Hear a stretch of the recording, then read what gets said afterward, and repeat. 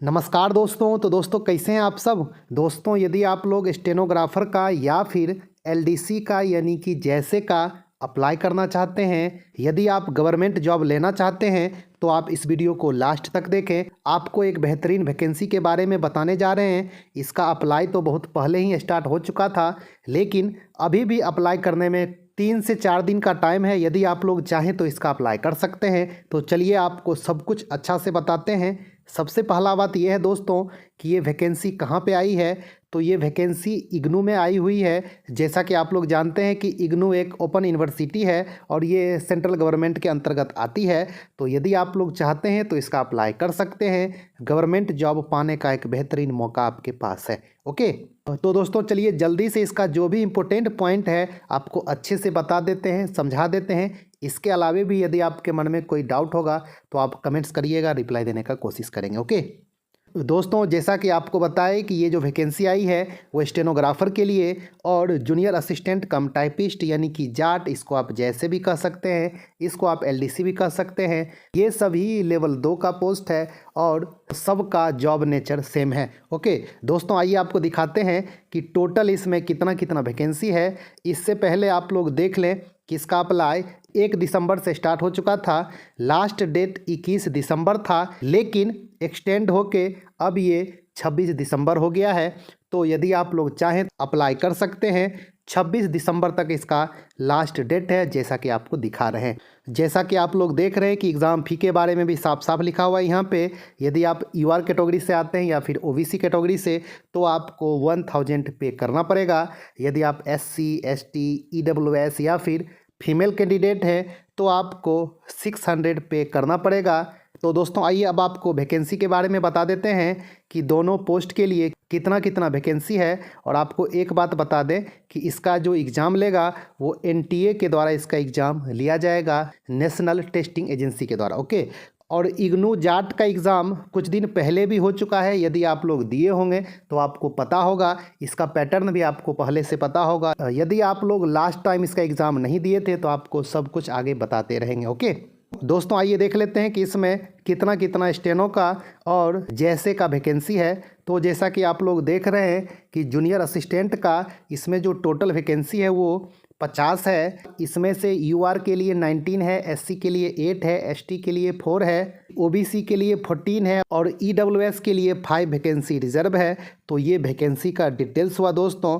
और इसके अलावा इसमें से दिव्यांग कैटेगरी के लिए 2, एक्स सर्विसमैन के लिए 5 और मेरिटोरियस स्पोर्ट्स पर्सन के लिए 3 वैकेंसी इसमें से रिजर्व है। ओके, तो दोस्तों ये रहा वैकेंसी का डिटेल्स। जहाँ तक एज लिमिट का बात है तो 18 से 27 इसमें एज लिमिट रखा गया है। ये यूआर के लिए है यानी कि जनरल के लिए है।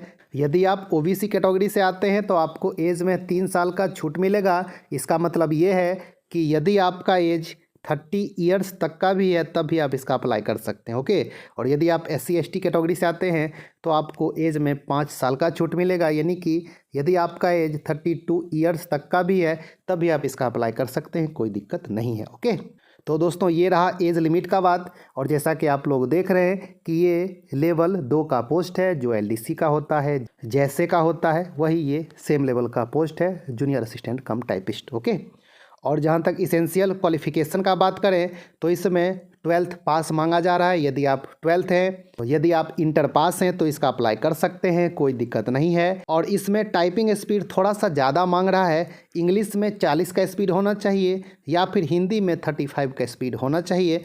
तो आप इसका अप्लाई कर सकते हैं। टाइपिंग क्वालिफाइंग नेचर का होगा, आपको टाइपिंग क्वालिफाई करना पड़ेगा। ओके, तो दोस्तों ये इसेंशियल क्वालिफिकेशन का बात रहा जूनियर असिस्टेंट के लिए।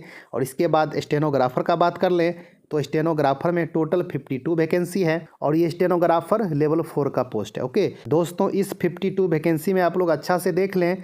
23 यूआर के लिए, 7 एससी के लिए, 3 एसटी के लिए, 14 ओबीसी के लिए और 5 ईडब्ल्यूएस के लिए है। और इसमें से 2 वैकेंसी दिव्यांग कैटेगरी के लिए रिजर्व है और 5 एक्स सर्विसमैन के लिए रिजर्व है और 2 वैकेंसी मेरिटोरियस स्पोर्ट्स पर्सन के लिए इसमें रिजर्व है। और इसमें भी इसेंशियल क्वालिफिकेशन 12th पास ही रखा गया है। टाइपिंग स्पीड 40 का इंग्लिश में या फिर 35 का हिंदी में होना चाहिए और आपको शॉर्ट हैंड आनी चाहिए। तो आप इसका अप्लाई कर सकते हैं। शॉर्ट हैंड में भी 80 का स्पीड मांगा गया है। ओके, स्टेनोग्राफर में एज लिमिट 18 से 30 साल रखा गया है। यदि आप ओबीसी कैटेगरी से आते हैं, आपका एज 33 ईयर्स भी है, तब भी आप इसका अप्लाई कर सकते हैं। यदि आप SC ST कैटेगरी से आते हैं, आपका एज 35 ईयर्स है, तब भी आप इसका अप्लाई कर सकते हैं, कोई दिक्कत नहीं है। ओके, तो दोस्तों ये स्टेनोग्राफर और जूनियर असिस्टेंट का वैकेंसी का डिटेल्स हो गया, एज लिमिट का बात हो गया, इसेंशियल क्वालिफिकेशन का बात हो गया, आपको अच्छे से बता दिए। और अब आइए आपको बताते हैं कि इसका सिलेबस क्या है जो CBT में पूछा जाएगा, उसका सिलेबस क्या रखा गया है, आइए आपको जल्दी से बता देते हैं।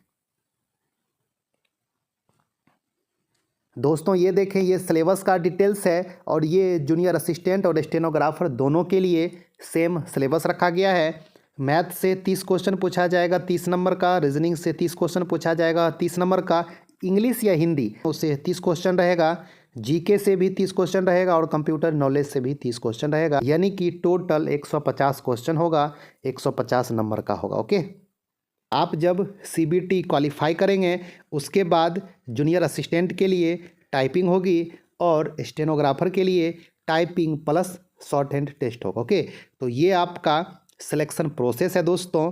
सिलेबस कुछ भी अलग नहीं है। यदि आप लास्ट टाइम इसका एग्ज़ाम दिए होंगे तो आपको अच्छे से पता होगा। आपको इस चैनल पे कंप्यूटर का बेहतरीन कंटेंट मिल जाएगा, हिंदी का भी बेहतरीन कंटेंट मिल जाएगा, इसके अलावा GK का भी अच्छा कंटेंट आपको देंगे जो आपको इस एग्ज़ाम में अच्छा खासा हेल्प करेगा। ओके, तो यदि आप लोग चाहते हैं कंप्यूटर का बेहतरीन कंटेंट लेना तो आप चैनल को सब्सक्राइब कर सकते हैं, आपको अच्छा से अच्छा कंटेंट ला के देंगे। ओके, और दोस्तों अब आइए आपको बता देते हैं कि इसका एग्ज़ाम CT कहाँ कहाँ होगा जो इसमें मेंशन किया गया है, आइए आपको बता देते हैं।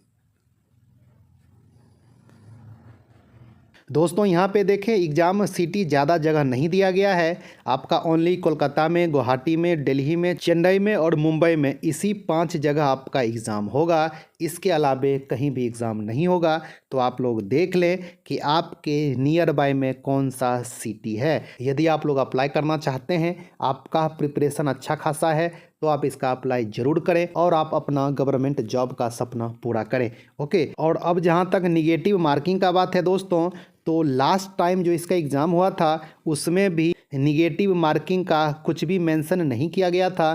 तो हमने RTI भी लगाया था और RTI में जो रिप्लाई आया था कि इसमें निगेटिव मार्किंग नहीं है। ओके, तो लास्ट टाइम तो इसमें निगेटिव मार्किंग नहीं था। होप सो कि इस बार भी इसमें निगेटिव मार्किंग नहीं होगी, क्योंकि निगेटिव मार्किंग के बारे में कुछ भी इन्फॉर्मेशन अभी नहीं दी गई है, जिस तरह से लास्ट टाइम कुछ भी नहीं लिखा गया था। ओके, तो आप लोग ये निश्चिंत रहें कि इस बार भी निगेटिव मार्किंग नहीं होगी और एग्ज़ाम का जो लैंग्वेज होगा वो हिंदी एंड इंग्लिश दोनों होगा। तो बाइलिंगुअल आपका एग्ज़ाम होगा, तो आप टेंशन फ्री होकर अच्छा से एग्ज़ाम दे सकते हैं। ओके, तो दोस्तों जो भी इंपॉर्टेंट इन्फॉर्मेशन था आपको बता दिए।